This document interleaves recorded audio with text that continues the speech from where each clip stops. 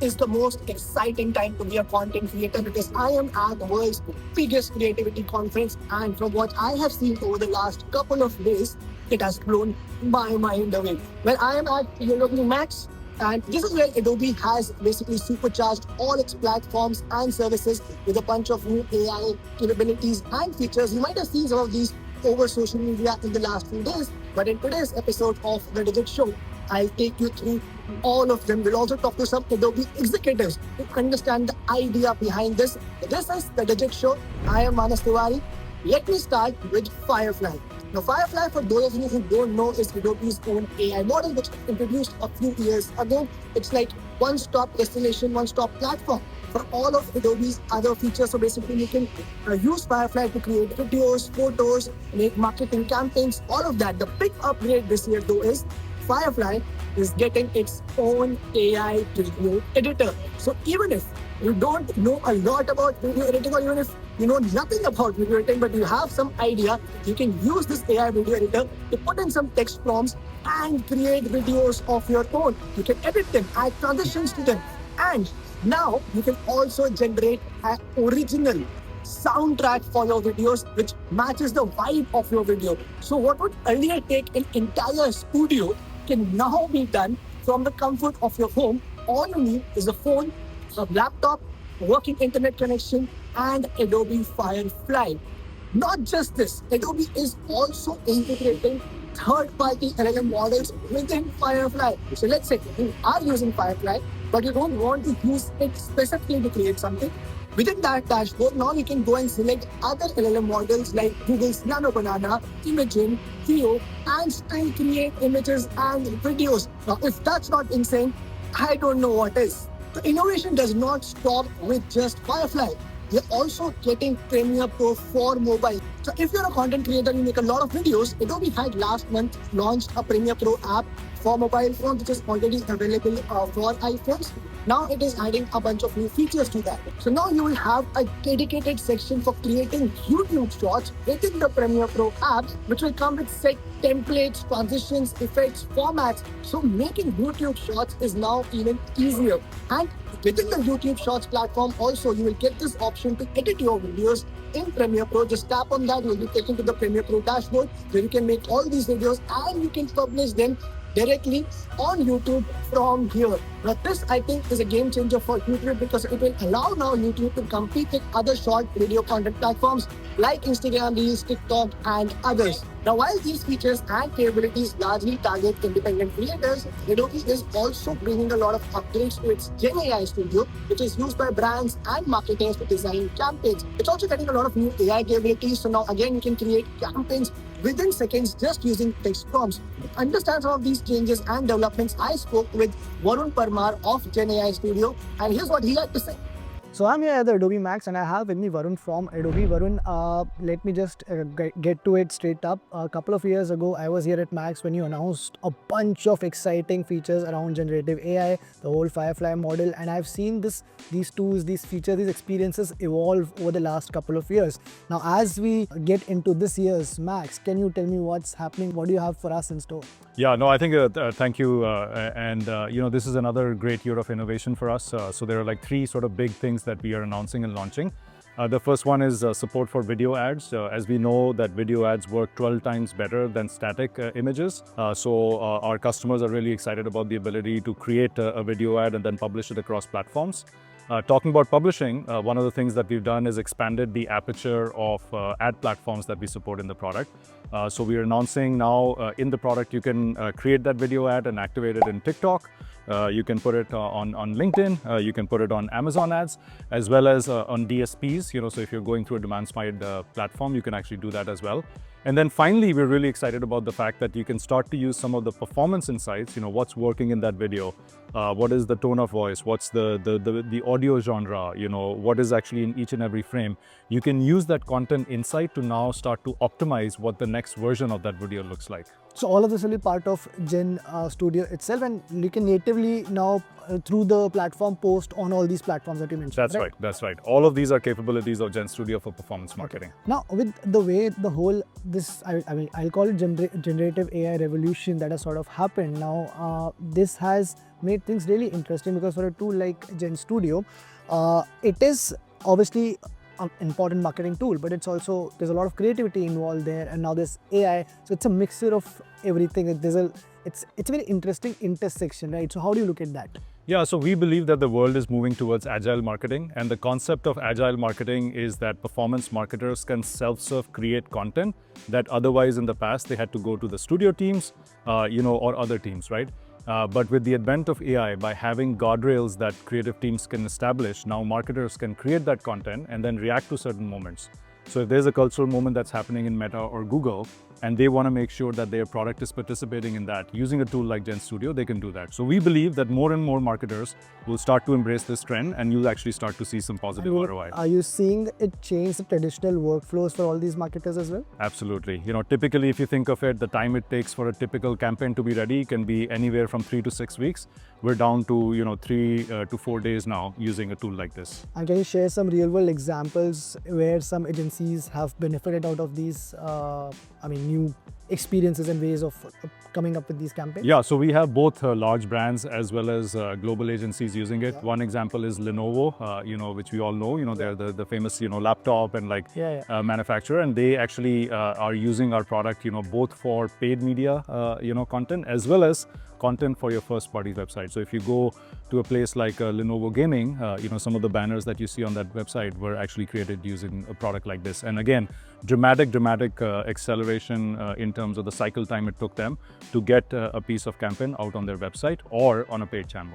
But any specific area where you see brands integrating or using GenStudio the most? I think paid media is clearly an area because there is a massive amount of spend that happens. Annually, as you know, $1 trillion is the spend on digital media, and a big part of that is actually going to ad platforms, and that's where folks are seeing, even if you can increase the ROI by 1 or 2 percentage point, because the spend is so high, they can actually see the ROI. Now, when you say that it has become so easy to create some of these campaigns, obviously the challenge is that anything and everything that AI generates, it is taking data from somewhere already available data, right?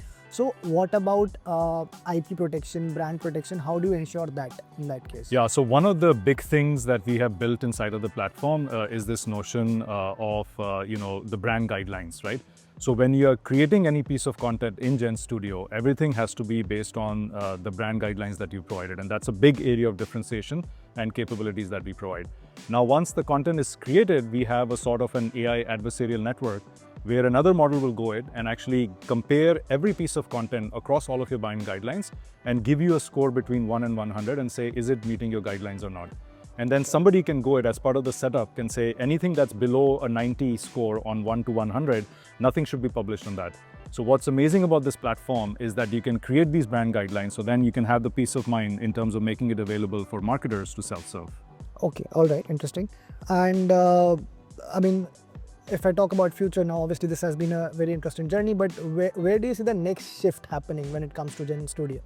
Yeah, so I think there's a lot of focus right now to make sure that the performance insight is starting to inform the creative. So far, a lot of our customers are focused on making sure that the content that's being produced by AI is on brand. We believe that will continue to be the focus, but what's going to be even more important is this content going to perform? If I can increase my ROAS, return on ad spend, by 10% or 5%, that's huge given the budgets for a lot of these brands. So we believe that the next frontier in this technology and what we are doing is informing the creative based on the performance that's happening around all of these ad units that they're trafficking. What sort of impact do you see on the market size? Because you spoke about how it's like a $1 trillion industry in itself. Do you see it, any projections that you have? Yeah, I think with everything that's happening around LLM and top of the funnel getting disrupted because it's going through LLM mediated interfaces, I think we believe that brand is going to be even more important. And how you show up through all of the different channels and the content that serves you is going to be critical. So we expect this market to expand further. And the very obvious questions, what happens to the jobs? Because obviously when AI can do everything, you are looking at, and the way you also explained, the obvious question in my mind is, what do the creators or the agencies do if everything can be done by AI, right? So how do you look to protect that? Yeah. So I think like when you think of it, a lot of this is going to get automated through AI. And then the question is, what is it that's going to distinguish one ad versus the other? If two companies are going after the same user and both of the content is being produced by AI, we strongly believe that it's going to be the creative idea that's going to stand out. That unique concept that is so human, like the creative actually is an expert at that, is where the focus is going to be. So that's what we believe the future is, which is human plus AI as the true solution. And we believe that creativity is going to be even more important in this world of AI. So it's going to be human plus AI, not human versus AI. Exactly. Thank you so much, Varun. Thank you. Thank you, Manav. Yeah, thank you. Thanks a lot.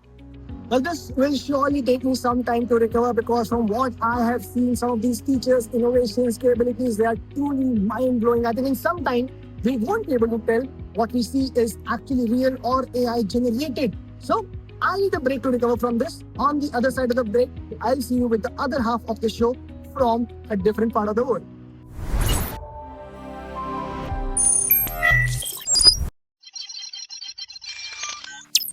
Welcome back. This is the Digit Show. I am Manas Tiwari. On the other side of the break, I took you through some of these amazing AI innovations, features, capabilities that Adobe has just announced. Now, these are definitely going to change the way we create content, the way it is distributed. But at the same time, some of these AI innovations are also changing the way we consume content. Look around you, look at the internet. The number of AI generated videos, deepfake videos that are being distributed, and it is becoming increasingly difficult to differentiate between what's real and what's not. So this week, I gave Abhishek a special task. I asked him to create some AI generated videos, pictures, and I asked him to go around and ask people if they can actually differentiate, if they can identify whether these are real videos, real footage, or they are AI generated. So this is how it went. AI is not a buzzword anymore. To be honest, AI is a scary word. Well, why you ask? You must have seen a lot of videos floating on the internet that looks very real, but actually they are fake. For example, this video of a drunk man with a tiger. I thought that this is a real video, but it turns out to be an AI generated video. Spotting a video that is AI generated is a bit tricky, but to be honest, it's not rocket science. And I will tell you how you can spot if a video is AI generated or if it's a real video. Today we are out on the streets of Noida to see if people can find out if a video is AI generated or if it's a real video. Let's go. Okay, so hi, what's your name? Ashutosh. Ashutosh, I'll show you some videos and you have to find out that if it's a AI generated video or a real video, okay? Okay. So this is the first video. Cooking Batar Paneer today. AI video. Original. Original है ये। AI video. Real. Original? This is AI. Original. ये भी original ही है। AI. ये तो original है. Real video. This is AI. ये original है। This is AI. Okay. This is AI. AI. Real video. लग तो real ही रहा है मेरे को। Real ही है ये। AI. This is also original, I guess. I think ये real है, but This is AI. Happy farewell, bhai. AI. original. ये तो original लग रही है मेरे को. Real video. तो real है। AI. You look creepy. Original. This is AI. This I think is original. Original है। AI है. AI video. Real. This is AI. AI. Yes, correct. Original. This is also AI. ये तो original ही है। AI video. Real. ये original है। ये तो original देते हैं ना गंदा. So, okay, correct. AI. ये तो AI ही है। ये तो original है. Real. ये original है। This is original, I guess. ये AI video. ये बोल ही नहीं सकता इस तरीके से. This is original. ये original. This is original. AI. AI. Yeah. ये AI है. AI video. AI. AI. This is original. No, this is AI. This is original. Original है ये। Okay. Now, as you saw, most people were having little trouble in finding the difference between a AI generated video and a real video. Original? This is AI. They look too real, man. Yeah. But some of the folks were bang on correct even with the right reasoning. Background and face cut was, I was finding face cut correct. This was mismatching from this side. Maybe the expressions and animations. Okay. Anything else? apart from that? The transitions, that is it. Now, to answer my question, how you can figure out if a video is AI generated or not, you just have to look for three things. First is facial expression. No matter how good the AI is in current stage, it cannot predict the exact facial expression that you usually see on human face. The second thing is you should look for weird artifacts in the video, like here. And the third thing is look for motions and transition in the video, like motion of hands, motion of fingers, and you should be able to figure out if a video is AI generated or not. Wow, isn't that amazing? Look how many people actually fall for some of these AI generated videos. There's not a single day that goes by when I wake up and I don't see one of these AI videos, absolutely bizarre in nature, going viral on my timeline, people sharing it in my family groups. And I think this is the future, so all of us need to really understand how AI works. We need to understand how some of this content is generated, and we should have the capability to identify such content. So always, whenever you see something bizarre on the internet, make sure you check it. Now, moving from AI to AI-powered devices, well, there are a bunch of PCs, laptops in the market that are targeting different set of users. And this week in the Digit Test Labs, we tested one such 2-in-1 laptop by Dell. So if you are a working professional, if you need a machine that supports your work needs, well, this is a section that should interest you. So over to Aman at the Digit Test Labs for his review of the Dell 2-in-1 convertible. Let's be honest, being a journalist means living in organized chaos. One moment I'm juggling multiple Chrome tabs, then I'm scribbling notes, hopping into meetings and trying to stay sane in between. So when Dell sent over their 14 plus 2-in-1 laptop, I was curious to see if it could actually keep up with a day in my life. Turns out it did, and quite well. Hello everyone, Aman here for Digit, and this is my review of the Dell 14 plus 2-in-1 laptop. Let's get started.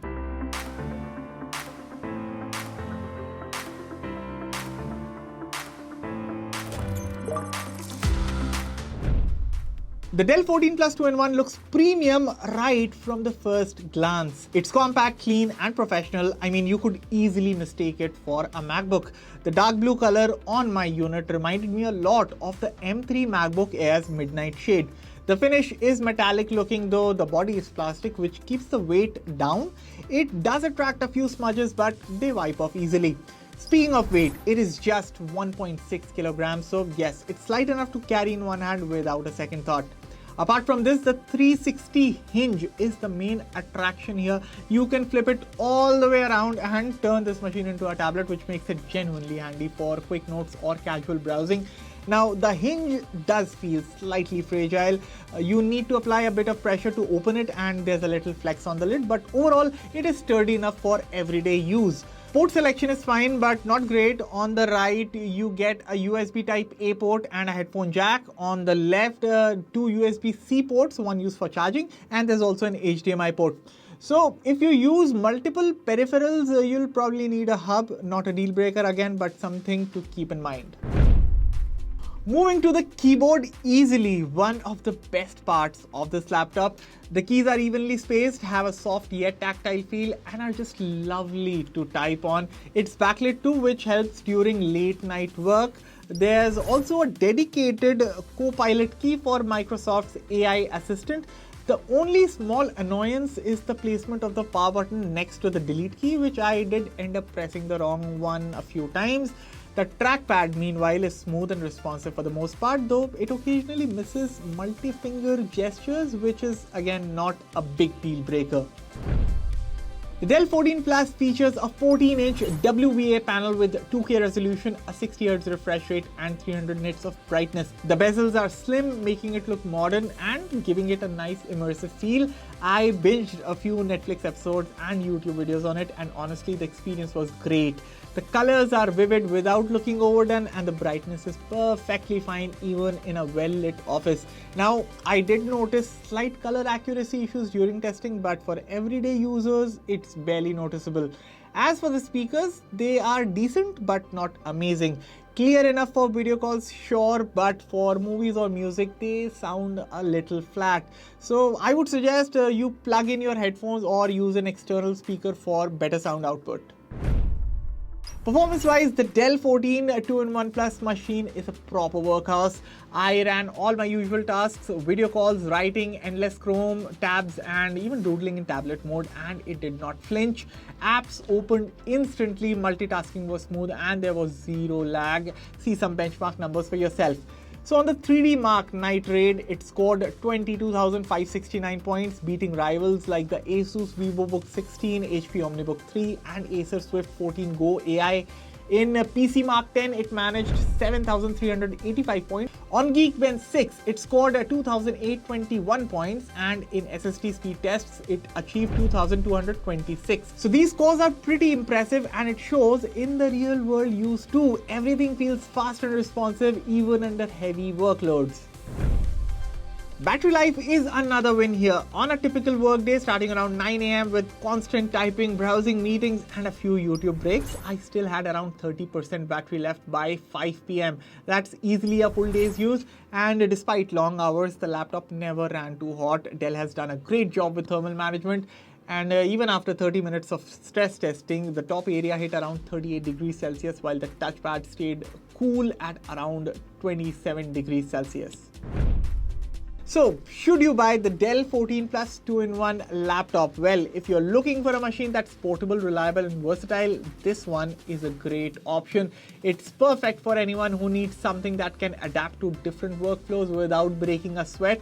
Sure, the port selection could be better and the speakers aren't the loudest, but overall, this laptop nails the essentials. At around 1 lakh rupees, it's not exactly cheap, but you're getting a device that delivers strong performance, an excellent screen, great typing experience, and the flexibility of a convertible design. And that's it for my review of the Dell 14 2-in-1 Plus laptop. Let me know your thoughts about this machine in the comments below, and as always, I will catch you all in the next one. Thank you for watching. So if you're in the market for a Windows laptop, you actually don't want to buy a MacBook, this is one laptop which I think you should definitely check out. Also, if you want a detailed take on this laptop, do check out our website digit.in. You will find a very detailed review, not just for this laptop, but across all product categories for almost every device that is being launched in India. Also check out our social media handles because we make a lot of fun content over there as well. And now this is the part of the show which I absolutely hate the most. This is where I have to say goodbye to all of you, but with the promise of coming back with another interesting episode with more interesting and fun stories next week. So see you on next Saturday, 8:30 AM on Times Now with The Digit Show.